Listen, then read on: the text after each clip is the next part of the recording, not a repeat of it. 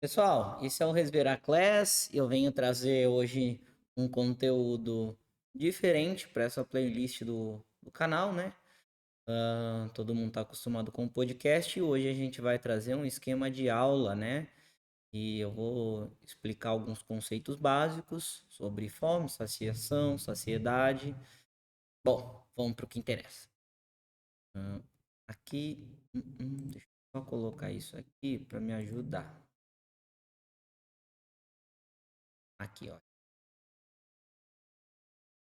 Fome, podemos dizer que é o instinto de busca por alimento, tá? Então, tipo, a fome é o momento em que vem no nosso pensamento, deixa eu por alguma coisa para comer, né?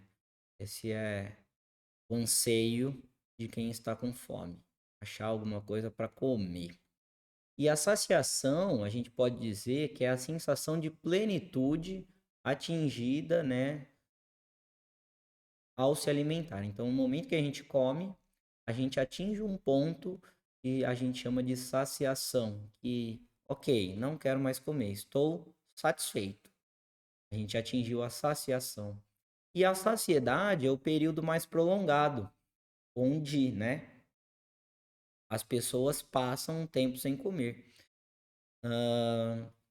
Algumas pessoas têm essa alteração da saciedade, da saciação e passam o tempo todo beliscando. Isso é um transtorno alimentar que ainda está sendo estudado, que a gente atribui o nome de beliscamento, tá? Então, é um transtorno aí, mas não é o foco dessa aula. A gente ainda vai trazer mais conteúdos relacionados a isso, tá bom? E a gente precisa entender como que acontece para a gente atingir essa plenitude, né? A saciação. No cérebro, principalmente através da mastigação, da salivação, da saturação das papilas gustativas e da distensão da parede estomacal, né? Essa percepção é lida pelos mecanorreceptores presentes no estômago, né? Que são uma espécie de sensor do nosso corpo.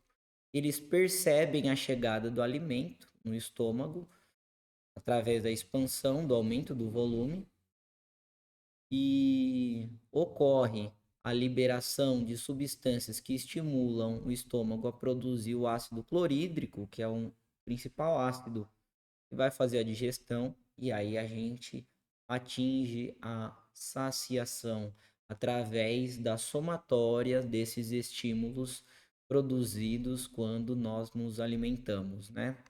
Então, as papilas gustativas, elas têm uma sensibilidade, tipos, né, de, de, de sabores diferentes. Então, por isso que quando a gente come até atingir a saciação, então, tipo, comi a comida que eu queria, é salgado, a gente atingiu uma saciação pela saturação das papilas gustativas do sabor salgado, mas aquele docinho sempre cabe.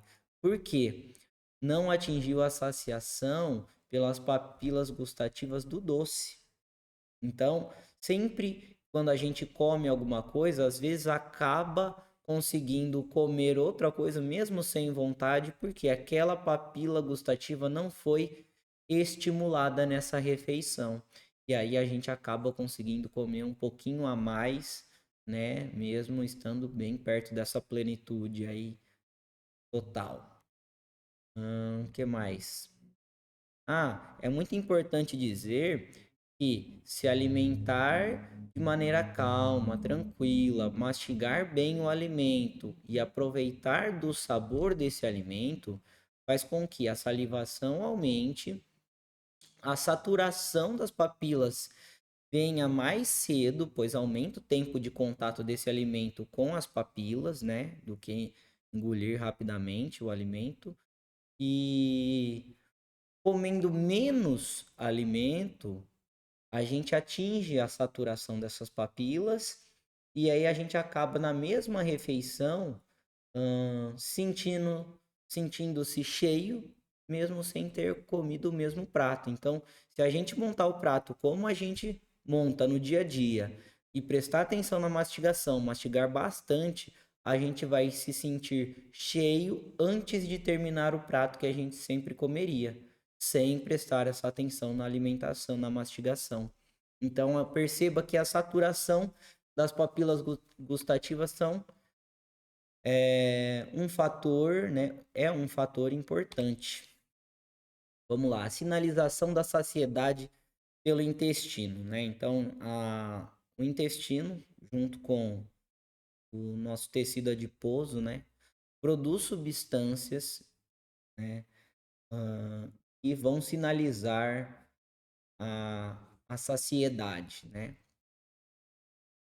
Bom, a sinalização é principalmente se dá pela distensão do duodeno, que recebe o alimento acidificado do estômago, né? E na presença de carboidratos e gorduras, vai ser produzida uma sinalização de que o pâncreas precisa injetar nesse intestino com alimento ácido os íons de bicarbonato para neutralizar o pH. A bile, né, produzida no fígado e armazenada na vesícula biliar, precisa liberar esse conteúdo, extravasar esse conteúdo da vesícula para o intestino, para que haja uma facilitação da digestão das gorduras. E o pâncreas ainda vai trazer a secreção de insulina, né? E a secreção de insulina é um fator importantíssimo, pois ela é um reforçador da saciedade no cérebro, junto com a leptina produzida pelo tecido adiposo. A insulina, quando chega no cérebro, junto com a glicose, né?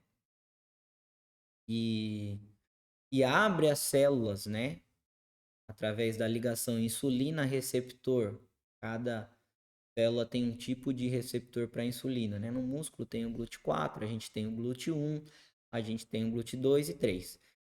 E, enfim, para não entrar muito nessa questão das proteínas que atuam como receptores, mas a insulina é uma proteína produzida no pâncreas que se liga a uma proteína de membrana da célula e abre a porta para a entrada da glicose, que é o principal produtor de energia, né?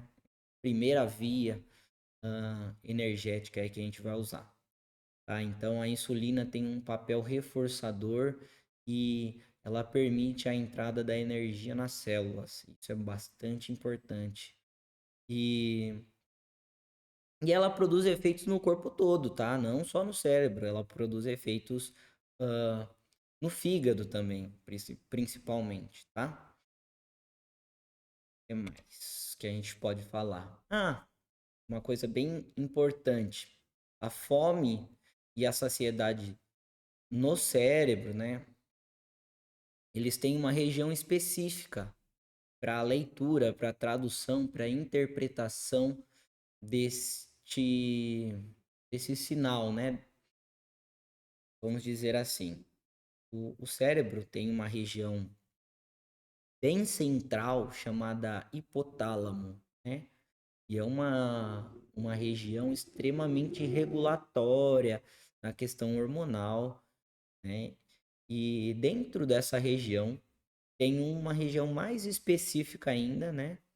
Chamada núcleo arqueado. E nesse núcleo arqueado, a gente vai ter tipos de neurônios, né? Os neurônios da Pons-Kart, que são relacionados à saciedade, e os neurônios ah, do neuropeptídeo Y e do AGRP, certo? Estão relacionados à fome. Esses neurônios, eles produzem neurotransmissores, né?